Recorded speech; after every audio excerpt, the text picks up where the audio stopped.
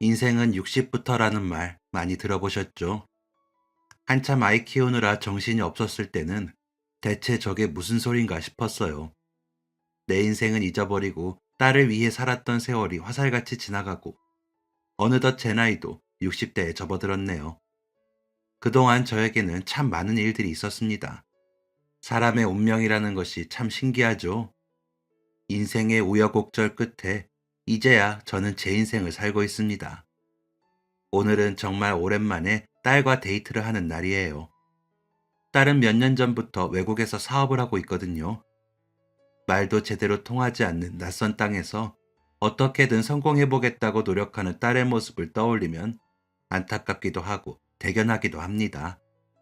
한국에 온 김에 처리할 것들이 많다며 딸은 아침 일찍 나갔고 저와는 식당에서 만나기로 했어요.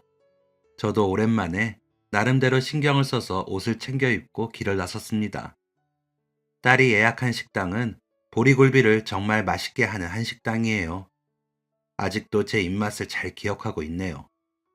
식당에 도착해 딸의 이름을 이야기하자 직원분이 저를 조용한 방으로 안내했습니다. 먼저 도착해서 뭔가에 열중해 있던 딸은 제가 도착하자 환하게 웃으며 저를 반겼어요. 엄마, 잘 찾아왔네? 얘는 엄마가 뭐 앤 줄 알아?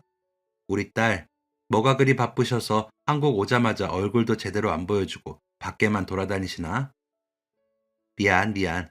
샘플 나오는 거 시간 맞추느라 정신이 없었네. 대신 오늘은 엄마랑 풀코스로 데이트할 거니까 기대해. 어머, 진짜? 그렇게 얘기하니까 엄마 마음이 괜히 막 두근거리는데. 딸은 제가 자리에 앉기 무섭게 요 며칠 돌아다니면서 했던 일들을 쉴 새 없이 떠들기 시작했어요. 눈에 넣어도 아프지 않은 소중한 내 딸. 사실 딸은 제가 낳은 딸은 아닙니다. 제가 결혼을 하면서 얻게 된 귀한 선물이었죠.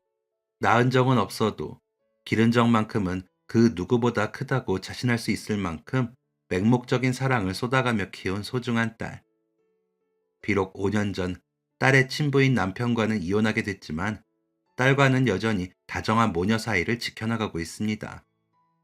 5년 전 사건 때문에 무너졌던 저를 지탱해주고 구원해준 것도 다 우리 딸이었어요.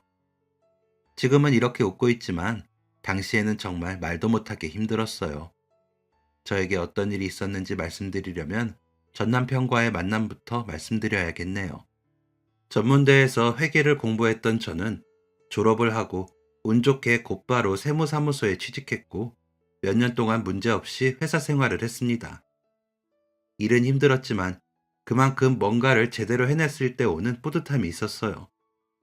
직장 동료 대부분은 친절했고 힘들 때 제 옆을 지켜줬던 선배와 남몰래 사내연애도 하게 되었습니다. 그렇게 5년 가까이 남자친구와 사랑을 키워가며 결혼을 약속하면서 회사 사람들에게도 알릴 생각이었어요. 그런데 믿었던 남자친구가 언젠가부터 주말이 되면 저 몰래 저보다 더 조건이 좋은 사람과 선을 보러 다녔다는 사실을 알게 되었을 때는 정말 세상이 무너지는 것 같았습니다. 자신의 어머니 핑계를 대며 구구절절 변명을 했지만 결국엔 저와 결혼하기엔 자신이 너무 아깝다는 소리였어요. 믿었던 사람에게 배신을 당하고 고통을 감당하지 못했던 저는 결국 회사를 그만두어야만 했습니다. 그렇게 한동안 집안에만 숨어서 저 자신을 원망하면서 스스로를 갉아먹고 있었어요. 다시는 사람을 쉽게 믿지 않겠다고, 절대로 상처받지 않겠다고 다짐하고 또 다짐했습니다. 그렇게 몇 달이 지났을까요? 보다 못한 동기가 저에게 일자리가 있다며 소개를 해주겠다고 했어요. 애석하게도 배신당한 슬픔을 온전히 누리기에는 제 형편이 넉넉하지 못했기 때문에 저는 결국 친구의 제안을 받아들여 면접을 보게 되었습니다. 그때 만난 게 전 남편이었어요. 당시 전 남편은 1인 사업장을 운영하고 있었는데 마침 회계를 도와줄 직원을 찾고 있었어요. 그렇게 전 남편의 회사에 가서 면접을 보게 되었고 제 경력을 좋게 봤던 전 남편은 저를 직원으로 채용하게 되었습니다. 사람이 많은 곳에서 일을 하는 것도 부담스러웠기 때문에 저에게도 1인 사업장이라는 것이 오히려 좋게 느껴졌어요. 전 남편의 회사에는 금방 적응할 수 있었어요. 전 남편은 외근이 많아서 사무실엔 주로 저 혼자 있었는데 오히려 좋았어요. 전 남편은 외근이 없는 날에는 늘 저랑 함께 점심을 먹었어요. 혼자 먹게 해서 미안하다며 나중에 여유가 되면 직원을 뽑아주겠다며 웃곤 했죠.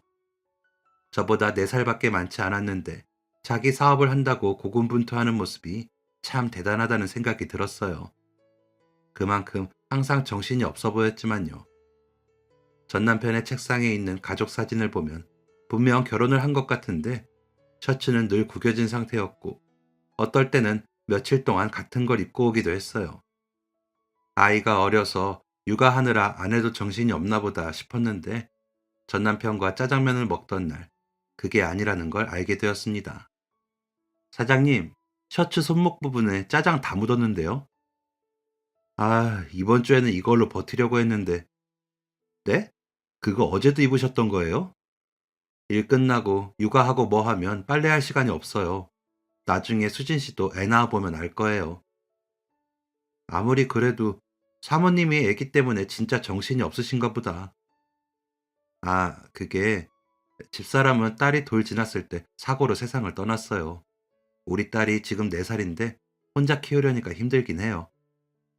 죄송해요. 그런 줄도 모르고. 아니에요. 죄송까지야. 딸이 고생이죠. 저녁 늦게까지 종일반에서 시간 보내게 해서 미안하긴 한데 딸을 키우려면 돈을 벌어야 하니까 참 아이러니하죠. 아내와 사별하고 혼자 아이를 키우고 있다는 말을 듣고 다시 전 남편의 모습을 보니 어딘가 덥수룩한 느낌이 들고 항상 정신없이 바빴던 것들이 다 이해됐어요. 이야기를 들어보니 육아를 도와줄 다른 가족이 없어서 혼자서 딸을 키우고 있다고 하더라고요. 다행히 종일반이 늦게까지 해서 퇴근하고 바로 딸을 데리러 갈 수 있게 됐지만 아직 한참 어린 딸이 본인만 기다리고 있을 생각을 하면 마음이 편치 않다고요. 혼자 육아하랴, 회사 일 때문에 거래처 사람들 상대하랴, 몸이 10개라도 모자란다는 전 남편의 모습을 보니 참 안쓰럽다는 마음이 들었습니다. 그 마음이 시작이었던 것 같아요. 하지만 그 당시에는 안쓰럽다는 감정 딱 거기까지였어요. 제가 뭘 대신해 줄 수 있는 것도 아니고 그럴 마음도 없었고요. 그렇게 오며 가며 힘내라는 말만 건네곤 했는데 전혀 예상하지 못했던 만남을 하게 되었습니다. 그날은 사업상 꼭 필요한 거래처 대표와 미팅이 있는 날이었어요. 전 남편은 저에게 별다른 연락 없으면 알아서 퇴근하라는 말을 남기고 비장한 각오로 회사를 나섰습니다. 잘 됐으면 좋겠다는 마음으로 파이팅을 외치고 저는 제가 할 일들을 처리하느라 바쁜 시간을 보내니 금방 퇴근 시간이 되었죠. 미팅은 잘 됐나 싶으면서도 제가 딱히 할 일이 없어서 슬슬 퇴근해야겠다 싶었어요. 가방을 챙기고 사무실 불을 끄고 나가려는데 갑자기 고요한 사무실에 전화기 소리가 울려 퍼졌습니다. 깜짝 놀라 자리로 돌아가 전화를 받았는데 전 남편이었어요. 아직 퇴근 안 했어요? 다행이다. 네? 미팅에서 무슨 일 있으셨어요? 뭐 필요하세요? 미팅은 잘 끝났는데 대표님이랑 저녁 자리가 길어져서요.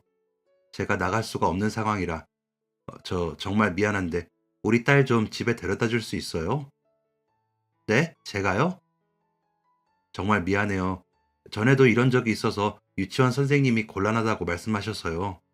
제가 부탁할 곳이 없어서 그래요. 한 번만 부탁할게요. 전 남편의 목소리는 정말 간절했습니다.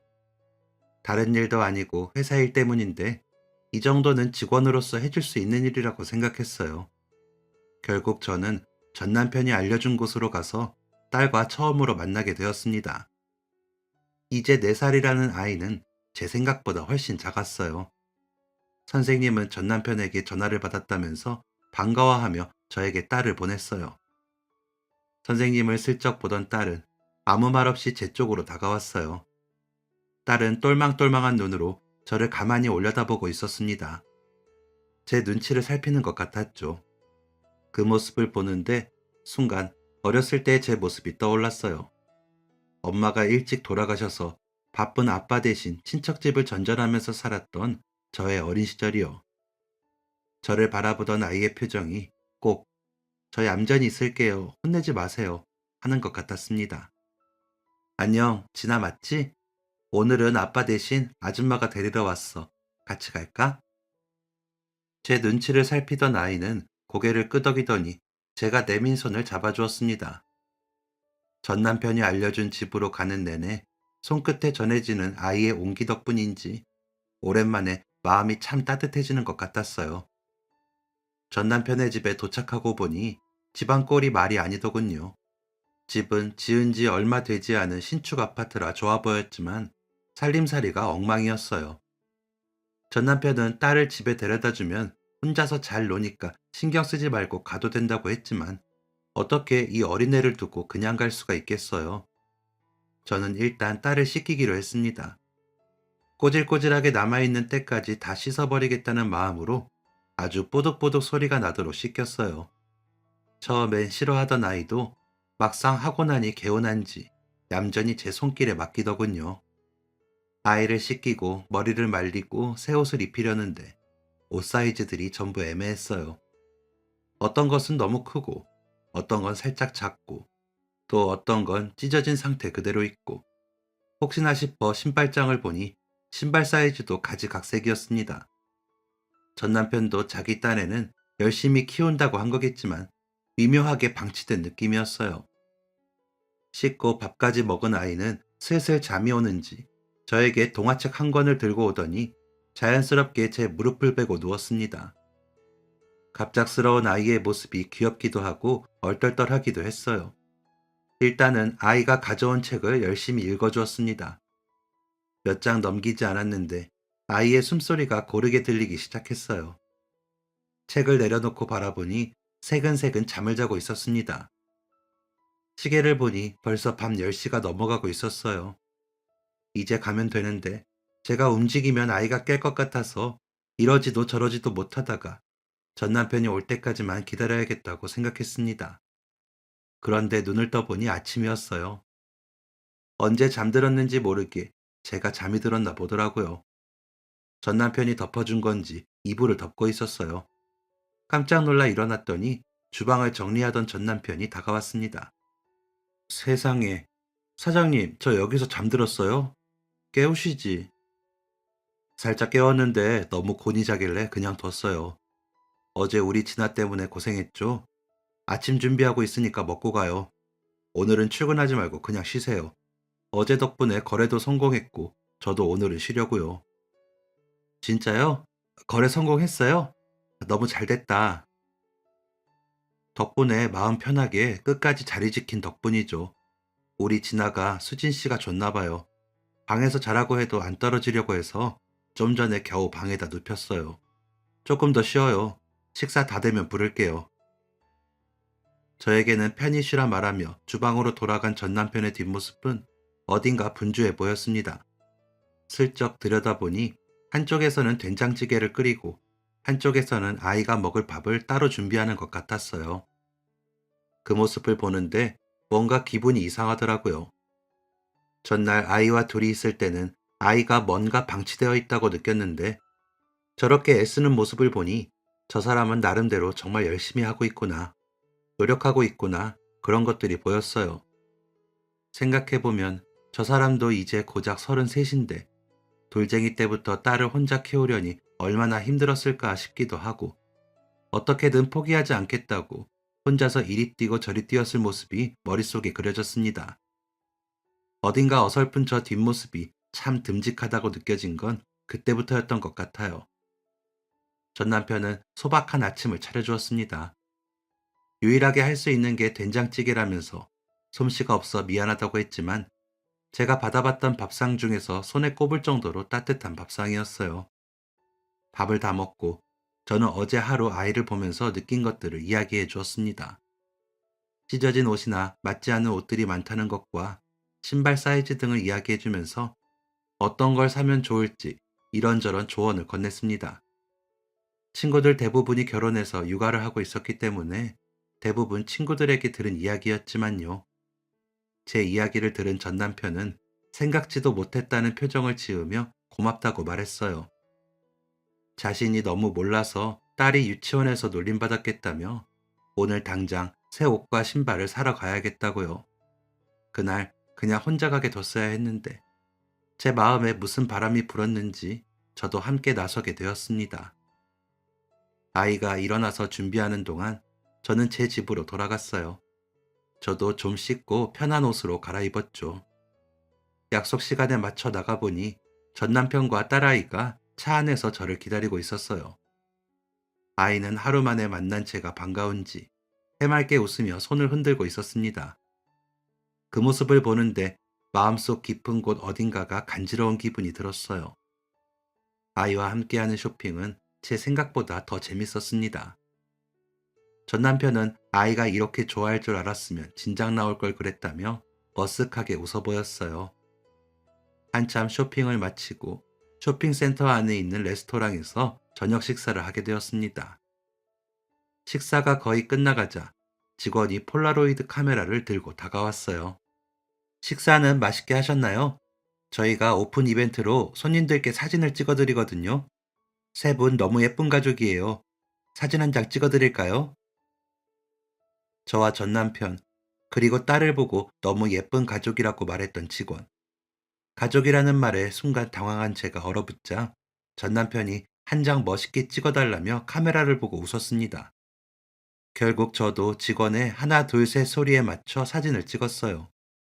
얼마 후 비어있던 폴라로이드 필름에 우리의 형상이 나타났습니다. 어쩔 줄 몰라 하는 제 표정이 참 우스웠지만 보기에 나쁘지 않았어요. 남들 보기에 우리가 가족처럼 보인다고 생각하니 살짝 부끄러운 생각도 들었고요. 그날 이후로 우리 셋은 자주 함께 시간을 보냈습니다. 처음에는 아이 때문이었어요. 하루가 멀다 하고 저를 보고 싶어 하는 아이 때문에 전 남편은 곤란해 하면서도 시간이 되면 함께 식사를 하자며 자주 이야기를 해왔습니다. 어차피 퇴근하면 혼자 저녁을 먹어야 하는데 뭐 어려운 일인가 싶어서 저도 자연스럽게 함께하게 되었습니다. 일주일에 한 번이 두 번이 되고 세 번이 되는 동안 저도 모르는 사이에 딸과 정이 많이 들었어요. 어느 날은 제가 아이가 보고 싶어서 만나러 간 적도 있었어요. 지난 사랑으로 받은 상처를 아이의 순수함으로 다 치유해 가는 것 같았습니다. 그렇게 몇 달의 시간이 흘렀어요. 저도 전 남편도 정식으로 사귀자고 이야기하진 않았지만 자연스럽게 연인이 되었습니다. 다시는 남자를 만나지 않겠다고 생각했던 제가 아이가 있는 남자와 이렇게 될 거라고는 저조차 예상하지 못했던 일이었어요. 전 남편이 바쁠 때면 자연스럽게 제가 아이와 시간을 보냈어요. 아이와 보내는 시간은 무척 즐거웠습니다. 티끌 하나 없이 맑은 마음을 가진 존재가 저에게 보내는 순수한 사랑은 제 마음을 정말 풍요롭게 만들어줬어요. 하루는 전 남편이 출장을 가느라 집을 비워야 했고, 저는 아이와 둘만의 시간을 보냈습니다. 함께 밀가루 반죽을 하면서 요리도 만들고, 목욕탕에 가서 아이의 고사리 같은 손에 제 등을 맡기기도 하고, 잠들기 전에는 동화책을 읽고, 어린 제가 엄마와 하고 싶었던 것들을 아이와 함께 하면서 대리만족을 느꼈던 것 같아요. 그리고 다음날, 자다가 인기척이 느껴져 눈을 떴더니 전 남편이 저와 아이를 흐뭇하게 바라보고 있었어요. 그러고는 대뜸 결혼하자는 말을 하더군요. 염치 없지만 자신의 아내로, 아이의 엄마로 평생 함께 해줄 수 있냐고요. 잠든 아이의 얼굴을 본 순간 대답은 정해졌습니다. 저도 모르게 제 마음속에서 딸과 전 남편에 대한 감정이 너무 커져 있었거든요. 그렇게 아이가 5살이 되었을 때 우리는 진짜 가족이 되었습니다. 결혼을 하고 저는 회사를 그만두기로 했어요. 이제부터라도 아이에게 온전한 사랑을 주고 싶었습니다. 아이는 곧장 저를 엄마라고 부르며 한시도 저와 떨어지지 않았어요. 유치원에서도 어찌나 제 이야기를 많이 했던지 선생님이 늘 저만 보면 아이가 엄마를 정말 사랑한다는 말을 많이 해주셨어요. 아이의 이런 마음이 고마우면서도 얼마나 정이 그리웠으면 이럴까 싶어서 마음이 아프기도 했습니다. 한동안 아이는 아침에 눈을 뜨자마자 제가 있는지 확인하기 위해 저를 찾아다녔어요. 이렇게 불안한 모습이 계속되면 좋지 않을 것 같아서 아이에게 언제나 저는 곁에 있다는 믿음을 주기 위해 정말 많은 노력을 했습니다. 덕분에 아이는 저와 떨어져도 불안해하지 않을 정도로 안정을 찾았고요. 제가 아이를 전담 마크하면서 전 남편은 전보다 더 열심히 회사 일에 몰두할 수 있게 되었어요. 덕분에 사업도 술술 풀리게 되었고 매년 직원도 한두 명씩 늘어갔습니다. 전 남편은 늘 저에게 미안해하고 고마워했습니다. 여보, 내가 당신 혼자 진아를 키우게 한 것 같아서 늘 마음이 쓰여. 당신 덕분에 내가 바깥 일에만 집중할 수 있어서 고맙고, 당신도 참, 진아가 딸이라서 아빠보다는 엄마 손이 더 필요해요. 그리고 이제 가족이고, 진아 내 딸인데 혼자 키우고 말고가 어딨어요. 당신은 우리 가족을 위해서 정말 열심히 일하고 있잖아요. 그러니까 미안해하지 말아요. 독박 육아라는 느낌이 들 때도 있었지만 처음부터 다 알고 제가 선택한 길이었기 때문에 전 남편에 대한 원망은 없었어요. 아이의 엄마로 지내는 삶도 만족스러웠고요. 주말이면 늘 녹초가 되어 쓰러지듯 잠든 전 남편을 대신해 저는 딸과 함께 여기저기 참 많이도 돌아다녔습니다. 한 살이라도 어릴 때 더 다양하고 좋은 경험을 하게 해주고 싶었거든요. 비록 사진 속에는 딸과 저 둘뿐이었지만 매 순간 정말 행복했습니다. 이 좋은 추억을 함께 누리지 못하는 전 남편에게 오히려 미안한 마음이 들기도 했어요. 자라면서 딸은 남편보다 저를 더 따르게 되었습니다. 어쩌면 당연한 일이겠죠. 한 달에 한두 번 함께 시간을 보내는 아빠보다는 늘 본인 옆에 있는 엄마가 더 좋겠죠. 아빠는 자신에게 관심이 없는 것 같다며 점점 아빠를 남처럼 대하는 딸의 모습을 보면 마음이 불편했지만 그래도 핏줄이니 나중에는 다 잘 될 거라고 그렇게 생각했던 것 같아요. 전 남편이 멀어지면 멀어질수록 저와 딸의 사이는 더 끈끈해졌습니다. 딸에 대해서는 작은 것 하나까지도 다 알 정도로 우리는 가장 친한 친구이자 모녀 사이가 되었죠. 4살이었던 꼬마가 수능을 보던 날은 정말 잊을 수가 없었어요. 수능 100일을 앞두고 빌 수 있는 모든 신들에게 우리 딸 제발 원하는 대학 붙을 수 있게 해달라고 얼마나 기도를 했는지 모르겠습니다. 자식을 키운다는 것은 참 신기한 일인 것 같아요. 그렇게 저는 딸이 고3을 보내는 내내 수험생의 마음으로 살았어요. 아침에 일어나서 잠들 때까지 딸과 똑같은 생활을 했습니다. 엄마가 있어서 버틴다는 딸의 말을 들으면 세상에 힘든 일은 아무것도 없었어요. 그렇게 딸은 원하던 명문대에 합격하게 되었고 4년간의 학교 생활을 마치고 정말 기특하게도 대기업에 취직을 하게 되었습니다. 엄마, 이제 내가 돈 많이 벌어서 효도할게. 그러니까 내 옆에서 평생 살아야 돼. 알겠지? 우리 진아는 자라는 동안 평생 할 효도 다 했는데 뭘 또 한다고 해? 이제 너도 좋은 남자 만나서 연애도 하고 결혼도 하고 재밌게 살아. 나는 결혼 안 하고 싶어. 엄마만 있으면 돼. 어머 얘 봐라. 나중에 다른 말하기 없기다. 딸은 취업을 한 후에도 주말이면 저와 함께 데이트를 했습니다.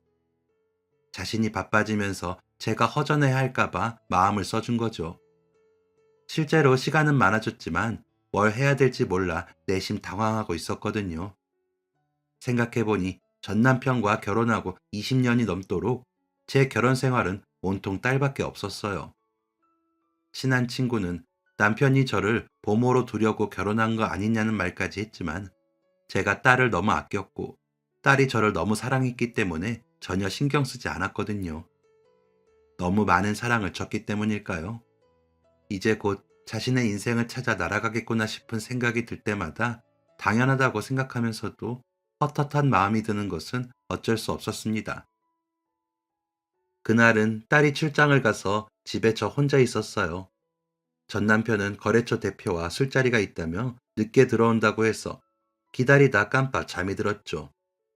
현관에서 인기척이 나 나가보니 술이 떡이 되도록 마신 전 남편이 현관 비번을 여러 번 틀려서 경고음이 울리고 있었어요.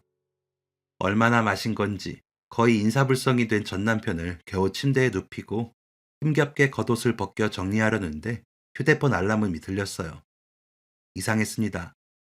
겉옷 주머니에 있는 휴대폰에서는 아무것도 울리지 않았거든요.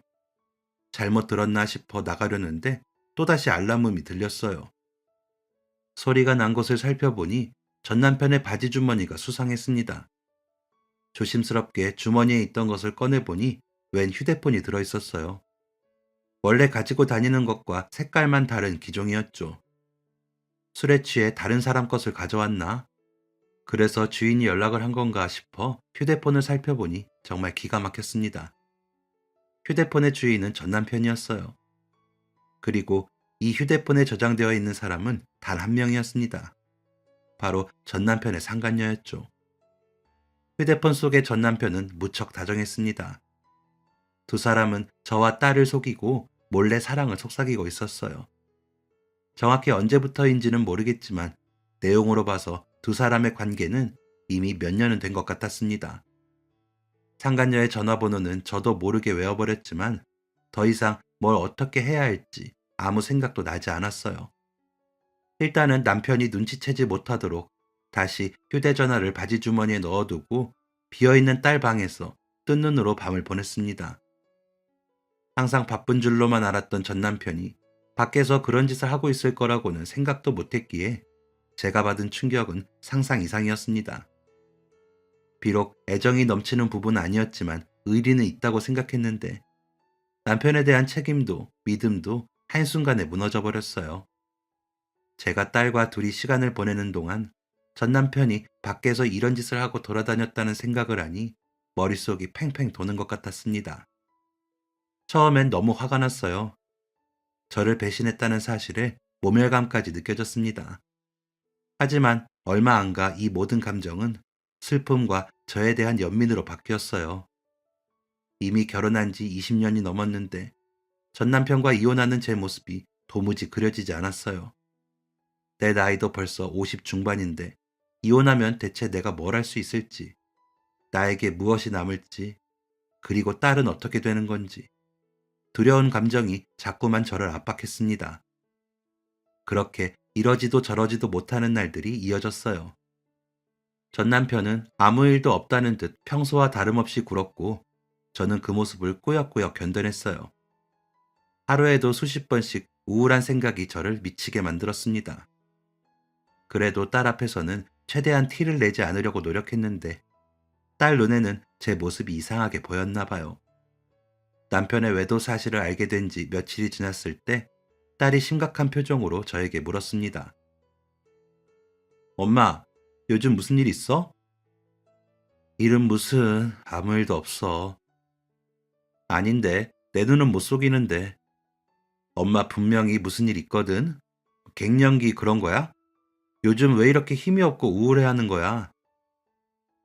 저를 보며 당장이라도 울 것 같은 표정을 짓는 딸의 얼굴을 마주하자 저는 한순간에 무너져 버렸습니다. 결국 저는 며칠 전에 알게 된 전 남편의 외도 사실과 상간녀의 존재에 대해 이야기했습니다. 그동안 참았던 눈물이 한꺼번에 터지면서 거의 울부짖듯이 이야기했어요. 딸의 얼굴이 분노로 심하게 떨리기 시작했습니다. 딸은 저를 보며 말했어요. 엄마, 아무 걱정하지 마. 나만 믿어. 내가 다 처리할게. 그러니까 엄마는 아무것도 하지 말고 마음만 단단히 먹어. 알겠지? 울음을 쉽게 멈추지 못하는 저를 토닥이며 딸은 뭔가를 다짐하듯 자신만 믿으라는 말을 자꾸 되뇌었습니다. 제가 따로 휴대폰에 있는 증거를 옮겨두진 못했기 때문에 딸에게는 그때 외운 상간녀의 번호를 이야기했어요. 딸은 그거면 충분하다고 걱정하지 말라고 저를 다독였습니다. 다음 날 딸은 곧바로 흥신소에 전 남편과 바람핀 사람이 누구인지 알아봐 달라는 의뢰를 했어요. 혹시나 우리가 저장하면 메신저에 친구 추천이 뜰까봐 흥신소 직원을 통해서 휴대폰 번호를 저장해서 보니 처음 보는 사람이었어요. 딸에게 누군지 모르겠다고 이야기했더니 딸은 차라리 다행이라며 더 본격적으로 추적을 시작했습니다. 그 무렵 전 남편의 회사에서 일을 하던 경리가 임신 때문에 갑자기 회사를 그만두게 되었어요. 딸은 그 이야기를 듣자마자 새로운 직원을 뽑을 때까지 자신이 돕겠다고 이야기를 했습니다. 안 그래도 지금 다니는 대기업이 너무 힘들어서 사표를 냈다며 쉬는 동안 아빠 회사를 돕겠다고요. 남편은 은근히 딸의 퇴사를 반기면서 이렇게 자기 사업을 함께 하면 좋겠다는 이야기를 했습니다. 저는 덜컥 겁이 났어요. 잘 다니던 회사를 저 때문에 그만둔 것 같아 가만히 있을 수가 없었어요. 딸을 몰래 불러서 이렇게까지 할 필요 없다고 했더니 딸은 정말로 그만둘 생각이 있었다고, 오히려 시기가 딱 맞아서 잘 됐다며 저를 안심시켰습니다. 흥신소 직원들이 회사 밖에서의 전 남편에 대해 조사를 했다면 딸은 회사 안에서 어떤 일들이 있었는지 조용히 조사를 하기 시작했습니다. 분명 돈 쪽으로 문제가 있을 거라며 그동안의 거래처 내역과 장부 내역 등을 꼼꼼하게 비교하느라 정신이 없었어요. 그러다 유독 한 곳과의 거래에서 말도 안 되는 숫자가 오고 가는 것을 발견하게 되었습니다. 그 거래처와 관련된 인물을 조사하던 와중 드디어 흥신소에서 연락이 왔습니다. 제가 걱정된 딸은 혼자 흥신소 직원을 만나러 나갔고 대신 저에게도 숨김없이 자료를 보여주기로 약속했습니다. 딸이 나가서 돌아올 때까지 시계를 몇 번이나 봤는지 모르겠어요. 흥신소 직원을 만나고 온 딸은 잔뜩 흥분한 얼굴로 저를 자신의 방으로 데려갔습니다. 딸이 건넨 봉투에는 전 남편의 불륜 증거들이 가득했어요. 두 사람은 회사 근처 오피스텔에서 살림까지 차린 것 같았습니다. 기가 막혀서 말도 제대로 나오지 않았어요. 엄마, 이 여자 아빠 거래처 회사 대표야. 어? 거래처 사람이라고? 응.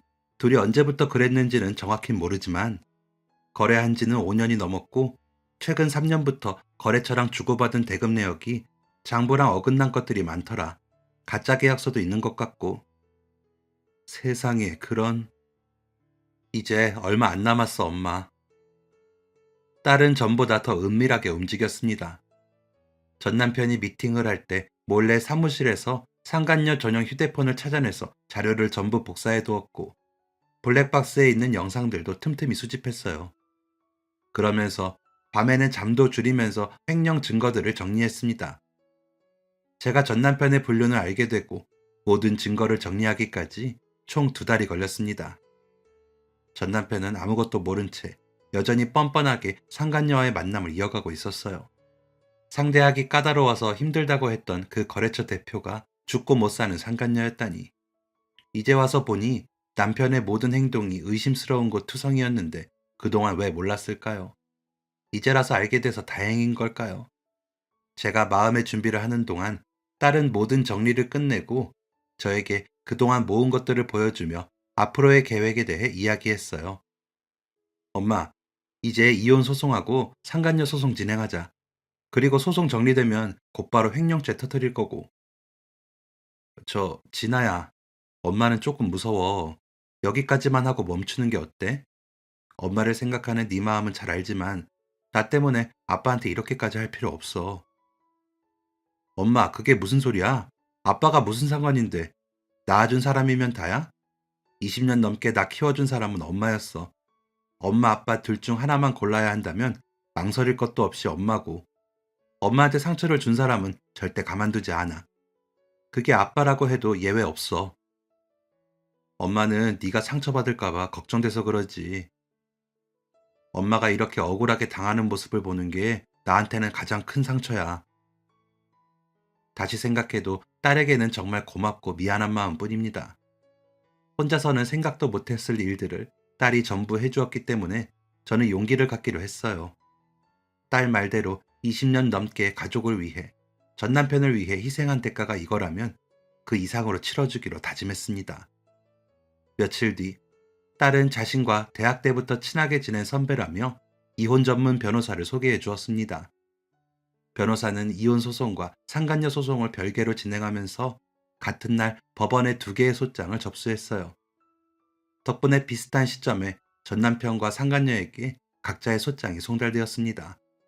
그때부터 집안이 발칵 뒤집어졌어요. 전 남편은 정말 오랜만에 해가 떠 있을 때 집으로 들어왔습니다. 딸도 휴가를 내고 집에 있었어요. 혹시나 본인이 없을 때 저에게 무슨 일 생길지 모른다면서 제 옆을 지켰습니다. 여보, 진아 엄마, 이게 다 무슨 말이야? 갑자기 이혼이라니. 당신 뭐 잘못 먹었어? 뭘 잘못 먹어도 당신이 잘못 먹은 거겠지. 소장의 내용 다 있잖아. 이 사람아, 다 오해야. 내가 무슨 바람을 피워. 당신 나 몰라? 가족 위해서 돈 번다고 하루도 제대로 못 쉬고 일만 한 사람한테 이게 무슨 짓이야? 뻔뻔한 것도 정도가 있지. 그만해. 아니, 이거 다 오해라니까. 이 사람은 거래처 사장이고 요즘 둘이 사업을 같이 하는 게 있어서 자주 만난 것뿐이야. 응? 전 남편은 역시나 다 오해라고 뻔뻔하게 나왔습니다. 소장에 뻔히 모든 증거가 첨부되어 있었는데도 저를 끝까지 바보 취급하고 있었어요. 너무 어이가 없어서 그대로 무시하려는데 현관벨이 요란하게 울렸습니다. 몇 번이고 연속으로 벨을 누르는 탓에 귀가 아플 지경이었어요. 방에 있던 딸이 재빨리 밖으로 나갔고 소란스러운 소리가 들리더니 제 눈앞에 전 남편의 상간녀가 나타났습니다. 상간녀가 집으로 올 거라고는 전 남편도 예상하지 못했는지 깜짝 놀라는 눈치였어요. 이 대표가 여길 어떻게... 제 전화를 안 받으셨잖아요. 전 남편이 허겁지겁 휴대폰을 확인하는 사이 상간녀는 저를 향해 다가와 다짜고짜 무릎을 꿇었습니다. 그러더니 다 한순간의 실수라며 싹싹 빌기 시작했어요. 사모님, 제발 소송 취하해 주세요. 저 이거 소문나면 끝이에요. 하라는 대로 다 할 테니까 제발요. 네? 그러면서 상간녀는 전 남편을 향해 뭔가 눈짓을 하더군요. 사랑하면 눈빛만으로 서로의 마음을 알 수 있다고 하던가요. 전 남편은 곧바로 상간녀 옆에 무릎을 꿇었습니다. 제 앞에 나란히 무릎을 꿇고 있는 두 남녀의 모습이 꼭 한 쌍의 바퀴벌레 같다는 생각을 했어요. 딸은 어이없다는 표정을 지으며 식탁 의자에 앉아 감정 없는 눈으로 두 사람의 모습을 지켜봤습니다.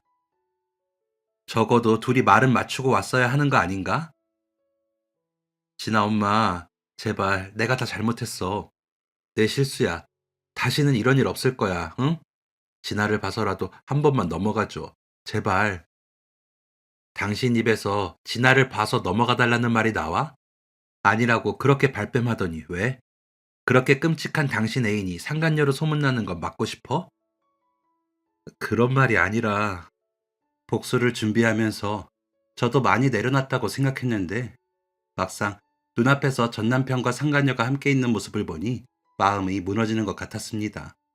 뒤에서 몰래 즐길 대로 즐기고 책임은 회피하려는 모습은 인간 같지도 않았습니다. 자신의 명예에 흠집이 날까봐 두려워하는 상간녀를 위해 태도를 바꾼 전 남편의 모습도 정말 꼴보기 싫었고요. 아무리 빌고 아무리 매달려도 달라지는 건 없어. 이혼은 그대로 진행할 거야. 대신 상간녀 소송이라도 취하하고 싶으면 나한테 뭘 해줄 수 있을지 정리해서 서면으로 전달해줘. 당신이랑 저쪽 얼굴 더 이상 보고 싶지 않으니까. 이제 좀 나가줄래? 여기가 내 집인데 어딜 나가라고 해 자꾸. 있잖아, 둘만의 아지트. 거기를 좀 꺼져줘. 진아야, 아빠랑 아빠 애인 가신단다. 배웅하고 소금 좀 팍팍 뿌리고. 전 남편이 뭐라 대꾸할 새도 없이 저는 안방으로 들어갔습니다. 방문을 닫자마자 온몸에 힘이 풀리고 심장이 미친 듯이 뛰기 시작했어요. 혹시나 방으로 따라 들어올까봐 방문까지 잠그고 문 밖의 소리에 집중했어요.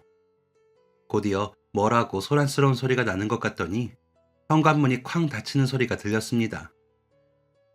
전부 갔다는 딸의 말에 겨우 안방문을 열고 거실로 나왔어요. 딸은 제 말대로 굵은 소금을 들고 현관 안과 밖에 골고루 뿌리고 있었어요.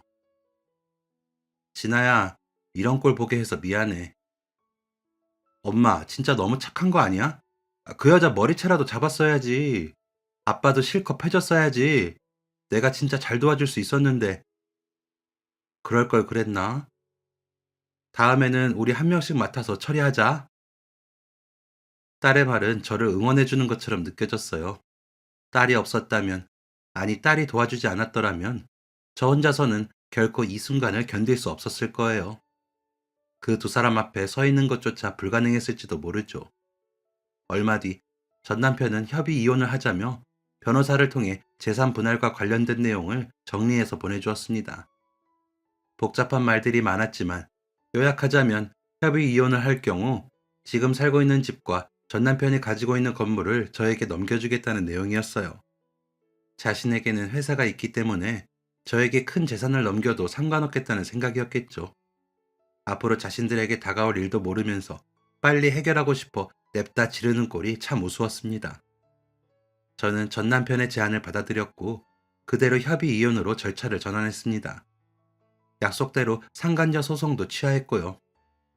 정해진 시간이 지나고 저는 전 남편과 법적으로 완벽하게 남남이 되었습니다. 딸은 전 남편에게 전화를 걸어 이제 자신은 성인이니 각자 인생 살자고, 사는 동안 만나는 일 없을 거라며 상간녀와 잘 먹고 잘 살라는 말을 아무렇지도 않게 했어요. 평소에는 그렇게 정 많고 살가운 딸인데 저럴 때 보면 참 무서운 구석이 있죠. 저한테는 든든한 지원군이지만요. 진아야, 엄마 받을 만큼 받았어. 우리 이 돈으로 평생 재밌게 살 수 있잖아. 횡령 고소하는 거 네 손으로 아빠를 고소하는 건데 정말 괜찮겠어?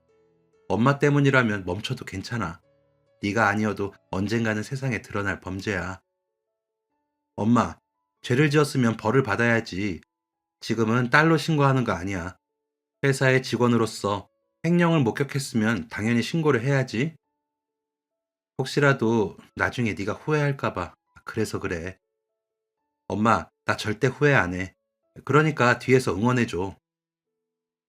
그렇게 딸과 제가 준비한 마지막 복수가 시작되었습니다.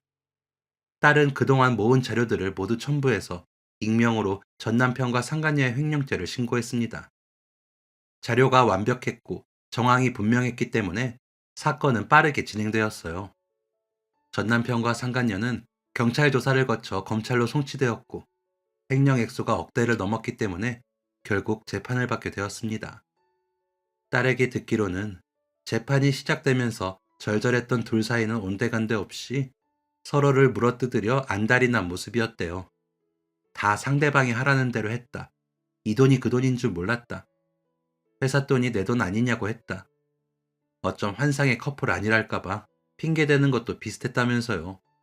한 명이라도 희생했다면 한 명은 나왔을 텐데 어찌나 끔찍하게 서로를 아꼈는지 두 사람이 사이좋게 공범으로 활동했다는 증거들이 너무 명확해서 결국 둘 다 구속되었습니다. 전 남편은 이럴 리가 없다며 대체 누가 신고한 거냐고 악을 쓰고 달려들다가 딸이 몇 달 전부터 경리팀 일을 했던 걸 떠올리고 설마 하며 딸에게 맞냐고 물어봤대요. 대답하지 않는 딸의 모습을 긍정으로 알아들은 전 남편은 어떻게 낳아준 아빠한테 그럴 수 있느냐며 화를 내고 소리를 질렀지만 딸은 아무렇지 않은 표정으로 예전에도 지금도 그리고 앞으로도 자신에게 부모는 저 하나뿐이라고 다시는 보고 싶지 않다는 말을 남기고 왔다며 저에게 엄지까지 들어 보이며 웃었습니다. 아빠의 표정을 제가 봤어야 했다면서요. 그 모습을 보니 참 우리 딸다우면서도 그 속은 또 얼마나 복잡할까 싶어 괜히 미안한 마음이 들었어요. 이렇게 된 거 앞으로도 내 인생은 우리 딸을 위해서 써야겠다. 마음속으로 혼자 깊은 다짐을 했습니다. 그런데 딸이 의외의 이야기를 했어요. 엄마, 나 외국에 좀 나가보려고. 갑자기? 대학 때 유학 가라는 것도 싫다고 방학 때 어학연수만 잠깐 다녀왔으면서. 갑자기는 아니고 사실 전에 회사 다닐 때부터 내 사업을 하고 싶다는 생각을 하긴 했는데 지금이 딱 그 시기인 것 같아. 엄마가 내 엄마가 되고 지금까지 단 한 번도 오래 떨어져 본 적이 없어서 사실 좀 겁나긴 하는데 나도 용기 내보려고. 우리 딸, 우리 진아는 어디에서 뭘 하든 정말 잘할 거야. 진아야, 우리가 몸은 떨어져 있어도 우린 마음으로 연결되어 있잖아. 서로 어떻게 지내든 너와 내가 모녀 사이라는 것은 절대 변하지 않아. 잘 자라줘서 정말 고맙다. 엄마한테 내가 고맙지. 엄마가 없었으면 내가 이렇게 잘하지도 못했을 거야. 내 인생은 엄마가 채워준 거야. 엄마가 든든하게 채워줬으니까 그 힘으로 한번 열심히 살아볼게. 만약에 엄마가 나랑 같이 가고 싶으면 난 언제든지 환영이야. 엄마만 채워준 거 아니야.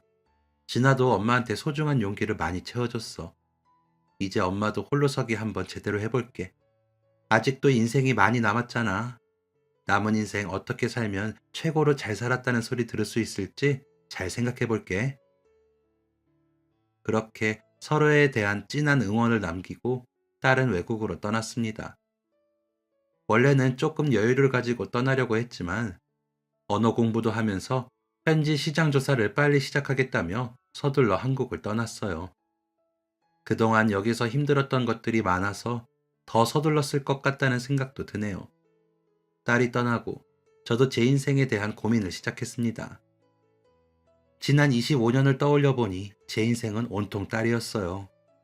제가 정말 낳은 것 같은 착각이 들 정도로 제 분신처럼 아꼈던 소중한 나의 딸.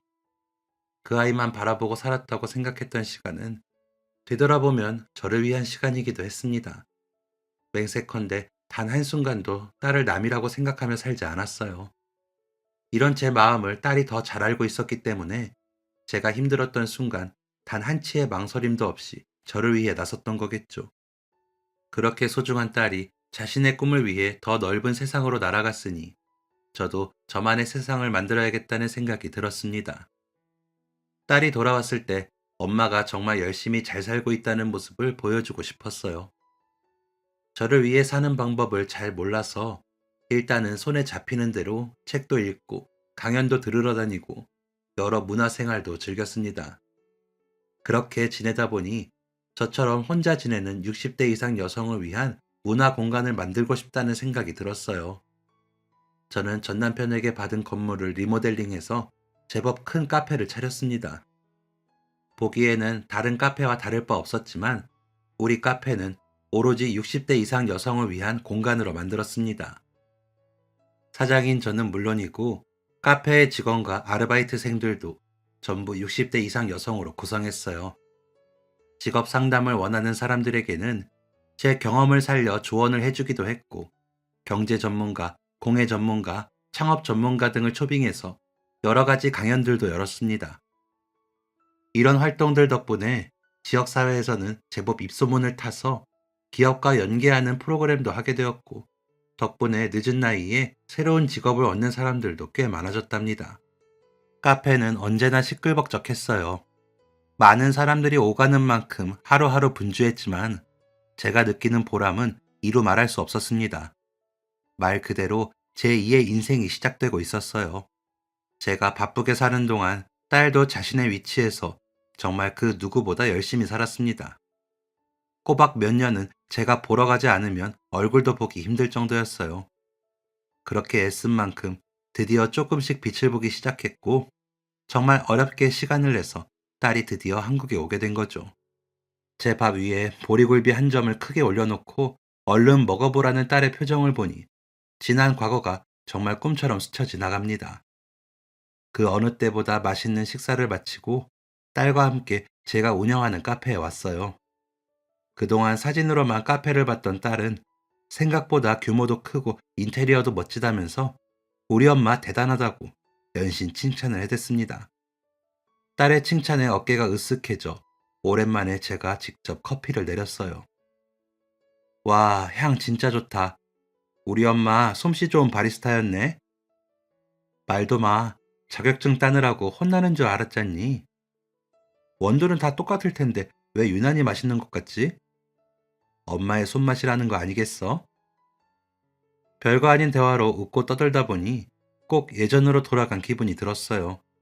바쁜 전남편 없이 둘이 밤새도록 수다 떨었던 그 시절이요. 진아야, 혹시 아빠 소식 들은 거 있어? 응? 아빠 소식? 전혀 없어. 구속된 이후로 그냥 잊고 살았는데? 왜 또 그래? 아직도 마음 무거워? 엄마, 다시 한번 말하지만 아빠가 그렇게 된 건 다 아빠 때문이야. 겸사겸사 복수를 살짝 얹은 것뿐이고 나는 엄마만 행복하면 되고 엄마한테만 관심 있으니까 이제 아빠 얘기 하지 마. 알겠지? 혹시나 딸이 후회하진 않을까 늘 마음에 걸렸었는데 여전히 해맑은 미소로 저를 다독이는 모습을 보니 이제 정말 저도 홀가분해질 수 있을 것 같습니다. 세상에 피보다 진한 사랑이 있다면 바로 저와 딸이 그 증거일 거예요. 저의 행복만을 바라는 유일한 사람, 우리 딸.